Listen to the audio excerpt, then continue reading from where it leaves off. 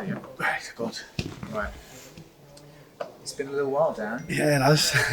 It's nice to catch up. It is, it's good. It's good to finally be back on, what do you call it, the limelight, is it, a little bit? Do you feel this, as soon as the fight gets announced, do you feel the difference? Like straight away, Yeah. oh fuck, I'm back. Here Yeah, it is again. I feel like I never knew I had so many friends on WhatsApp and Instagram and stuff like that, but it's good just to have that little buzz again, innit? You know, when you're training for like however so long and there's no fight, it's hard to like sort of stay like, but when the fight gets announced, then it's like it's go time a little bit. So yeah, I'm proper excited. That's what I really am.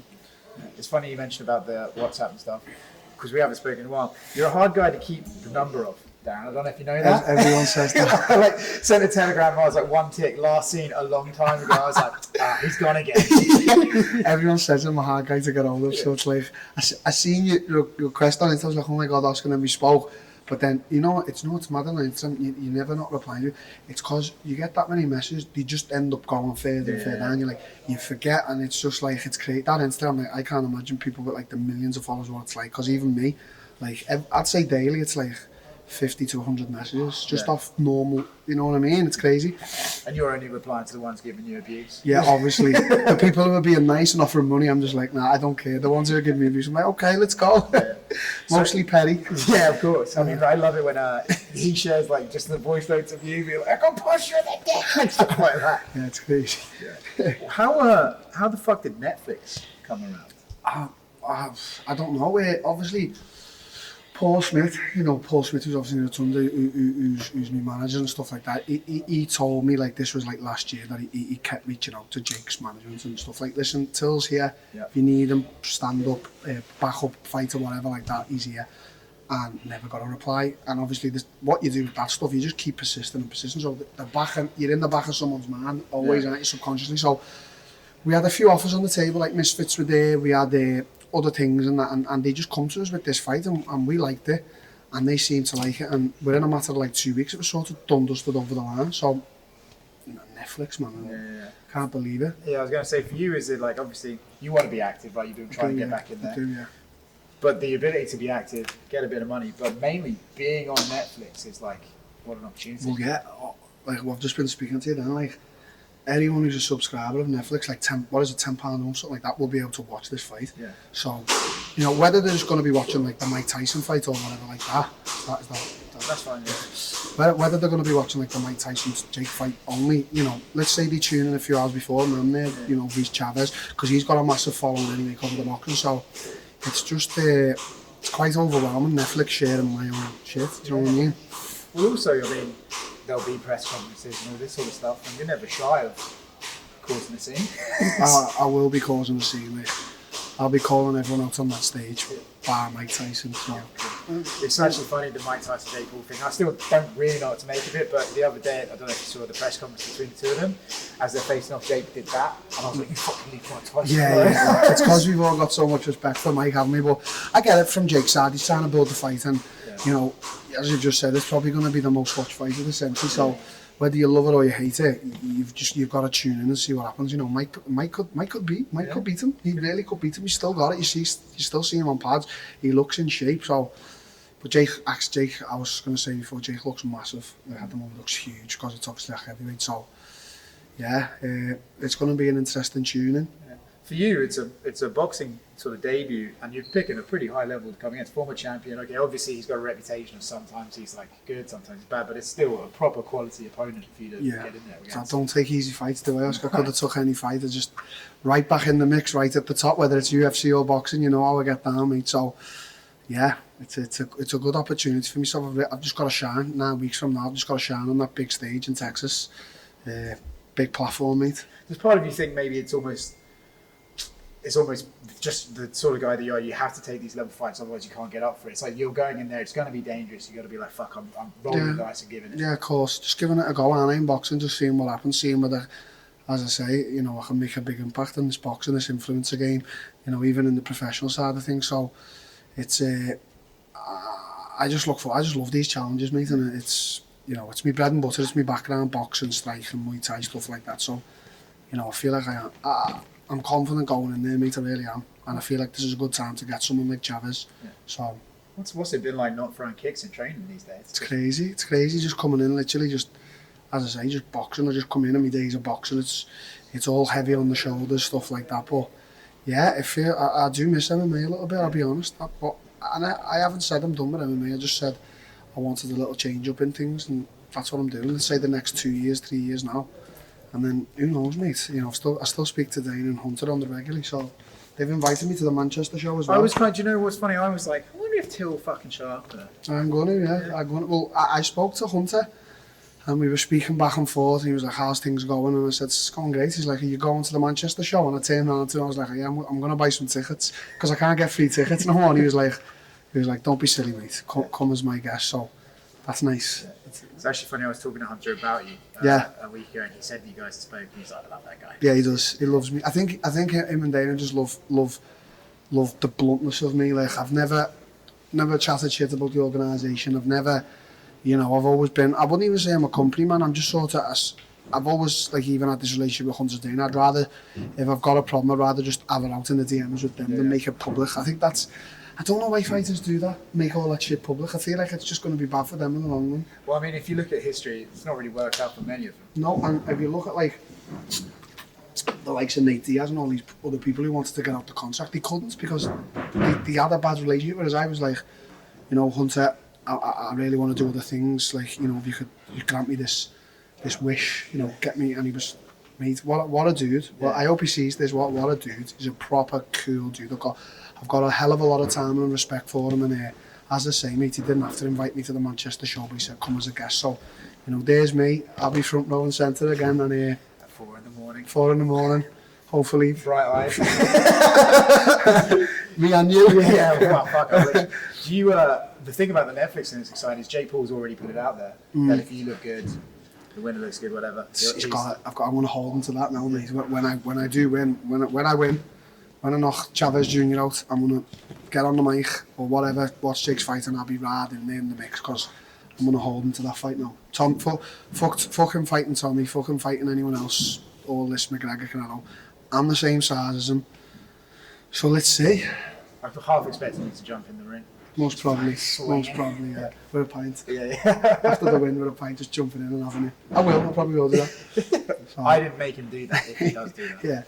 It's cool to have you back, man. Like you said, you've been quiet for a while, and I think maybe that was probably almost. I feel like that might have been good for you, you know, because you had so much spotlight on you from early. Yeah. I think maybe that's nice to just get a little bit of a. It's good because people, like, let's say they come out to UFC and stuff like that, or do whatever, and they feel like they want that still, like, oh, people asking them for interviews and this. I'm like cool with it. I'm just cool, like, not having to do interviews sometimes and just sort of being quiet. But as I say, since I left UFC, I've been quiet, but I've been in this gym like most days since I left UFC. I've improved massively in my boxing. Like, you know, I'm fighting alongside professional boxers, and I'm just keeping up with everyone. So I can't wait for people to actually see me and then go, wow. There's been a few videos I've put out, and all the sites have jumped on, like, wow, Till has really improved. So it's good. I think sometimes it's good to work in silence like that and then just make the bang and look at the bang I'm making now on Netflix against Chavez Jr, do you know what I mean? So it's going to be quite the spectacle, man. I think there's 100,000 people there. I'm sure Netflix is going to spend a ton of money on your entrances and stuff. Yeah, I think as you just said, mate, I think the whole like sort of entertainment thing is going to be in this. It's not going to just be boxing. Yeah. It's going to be an entertainment value because it's Netflix, innit? Yeah. Their whole thing is entertainment. So I think it's going to be massive. And you're also coming into the space is like there was all this influence boxing like the KSIs and stuff, and that's kind of gone away. But now you're getting like the Nate Diaz, Jorge Masvidal, you're getting Anderson boxing Chael now. Yeah. Like there's some fights out there. Just massive fights with them, man, and like Anderson, Chael, my weight, Jake, Tommy, KSI, we're all around the same weight. It's not like the influencer thing is just we're all around the same. It's crazy. All the big top names are all around the same weight. Like even I know Perry's a little bit smaller, but he doesn't mind coming up in weight. You know what I mean? So. When are we going to get the Perry thing sorted out? That's been going on since what, 2017? Yeah, 2018. 2018. It's got to happen at some point, hasn't it? Like, I just hope it happens before he gets severe brain damage and that bare knuckle. I don't like the look of it, mate. I've been to a few of the shows. It's brutal. It's intense. I'm not standing here like, let's not get it twisted. I just say the truth. I'm not standing here saying I'm scared if I burn. I'm just saying, for me, 31 now, it's just not the right time for me to go in and get my face completely busted up. I can't believe you're only 31. I'm 31. You've been around forever. Been around forever. I'm 31. People forget about it. I'm not done out here, as people say. I'm fucking still young. So you're only done when you want to be done as well. Do you know what I mean? Like, so I think the Perry fight. I think maybe the end of this year, if it all goes well and I beat Chavez, and then if I get the Jake fight. If the Jake fight doesn't come off for some reason, which that can always happen, I think by December it should be Perry. It's got to be. Yeah. So I don't know how we're going to make that happen, but I think all parties coming together have just got to make it happen. I reckon it's a big pay-per-view fight, mate. I think it's one of those ones where it's like the backstory is sort of, you know, just been around forever. That by the time you guys get, I've always, you know, since that day that you guys did the spar thing, right? It's been one of my little like journalist dreams that one day I'm going to have you and him on either side, and we're going to be in a spa having our feet done, and interviewing both of you at the same time. It's been like, since that day, I was like, fucking interviewing them in a spa. But you'll have to keep us apart. Well, there's not a lot I could do if you decided against it. But I think it's just the background of it, the two personalities. It's just like one of those fights that's marinated for a nice enough time that when it finally happens, it will be. All we do is go at each other's throats. Like you've seen him when he'd won his fight, he just went completely crazy on me. Yeah. I'm constantly at his throat. I actually FaceTimed his manager the other day, and he was in the office, Malky, and he wouldn't speak to me until I said sorry, because I said something about his girl, and so I had to say sorry to him. He was like, I'm not speaking to you till you say sorry, and I was like, I'm sorry, Perry. He was like, appreciate it. And then it's like back to war again. Yeah. That's jokes. I wanted to give a shout out to Buck Hassett for helping make the interview happen. I know that you and those guys work together, and even from the outside, it looks like that thing's exploding. You know, they're all over Brazil, Pereira, Cal, like everyone. It seems to be going mental. Like since now, especially, I don't know, you've seen we was on the canvas at the UFC Octagon. So as I say, I'm not in UFC, but I'm still about, you know, I'm aligned with Block Asset. Like, we was on the Brazil card, we was on UFC 300. You know, we've the athletes we've worked with, like Pereira, Kamzat, stuff like that. I mean, like, we're just still about it. Even when it all dipped, like when all like crypto and NFTs all sort of fell off, we've stayed around by the skin of our teeth, and we're going real strong, man. It's like, look, I'm excited for the future and that as well. It's just a little business venture in it that is hopefully going to pop off soon. One that they can't cease and desist you for. No, they can't. Not like other stuff. So yeah. You mentioned him. How is your boy Hamza? So you went. It's good. It's good. He went over to Dubai. It was like his birthday. It was his birthday. So we had some food with him. Met all his friends and that. He seems to be good, man. Like, I just want to see, since we spoke about stuff, I just want to see him in the title and just. I think he'll probably just drift off into the sunset if he gets the title. He seems happy and content. He doesn't.